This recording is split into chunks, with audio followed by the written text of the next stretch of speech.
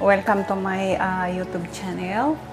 Ang i-share ko sa inyo ngayon is simple tips that can make to us being healthy. So, ganito yung ginagawa ko, kaya lagi akong healthy as of now. Ang regular nating pagtulog sa umaga, yan ang number 1. Kailangan sa gabi, kailangan 8 hours during the night time. 8 hours or more than, yun ang ginagawa ko lagi. So, pagkatapos ng tulog, huwag natin kalimutan magdasal pagkagising natin sa umaga. Yun ang lagi kong ginagawa. And then, I'm having my daily routine exercise. It's either dance, basic workout, or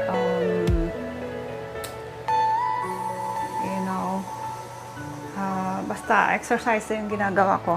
Ngayon, pagkatapos ko ng exercise, ang ginagawa ko ay kailangan natin ang ating pagkain, mga girls, kailangan dahan-dahan sa carbohydrates. So, mayroon akong mga simple tips na i-share sa inyo na yun ang lagi kong ginagawa. So, sa Monday, breakfast, lunch, dinner.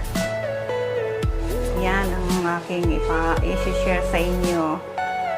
So, that is Monday. And then, the next day, Tuesday, ito,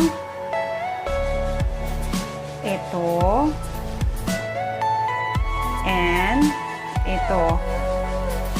So, sa Tuesday, ito naman, ito, and ito. So, tatlo na. Sa Thursday, pwede mong piliin yung sa Monday mo, ito, sa Tuesday, ito, and then sa Wednesday, balik mo ulit. So, yun yung pang Thursday mo. So, sa Friday, ito,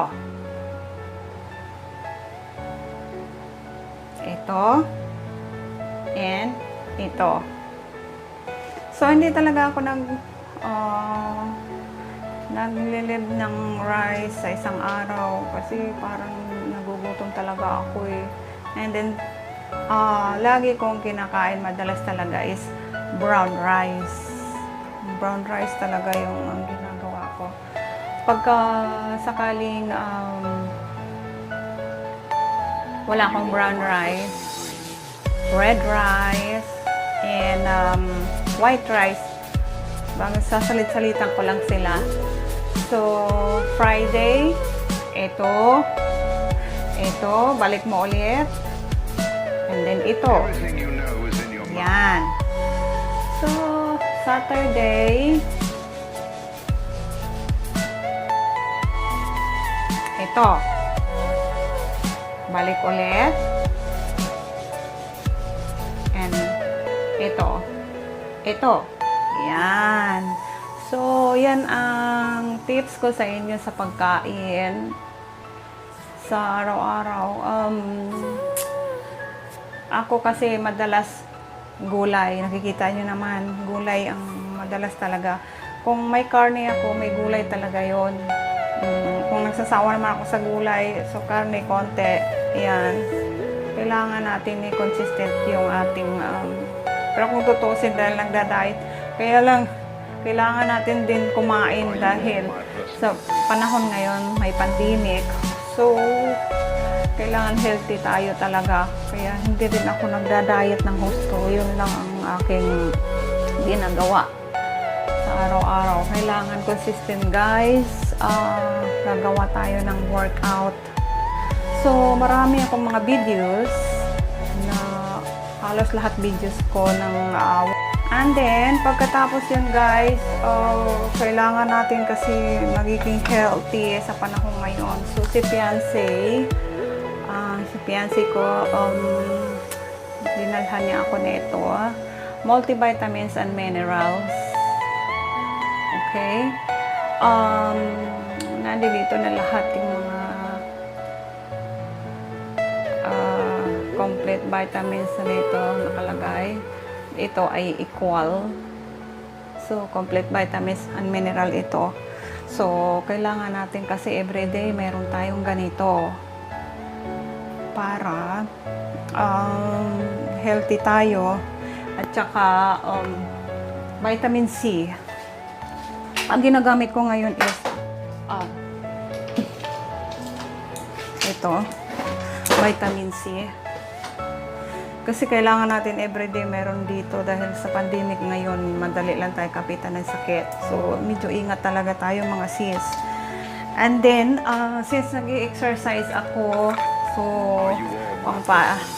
para matulungan yung muscles natin at saka yung mga kinakain natin na matunaw siya. So, si fiancé, binigyan din ako dito. Ito ay pH balance. Sa US pa ito nagagaling. So, tutulungan neto sa gamot na ito ang ating digest. Kailangan i-digest na yung mga kinakain natin, yung mga acidic na lagi na kinakain natin, mas lalo na yung carbohydrates, yung mga matataba na pagkain na kinakain natin. And then, of course, yung mga muscle natin is masakit talaga yan kapag nag-workout tayo. So, tutulungan niya pag alis yung mga toxic sa katawan natin. So, malaking tulong din ito sa akin. Malaking tulong talaga.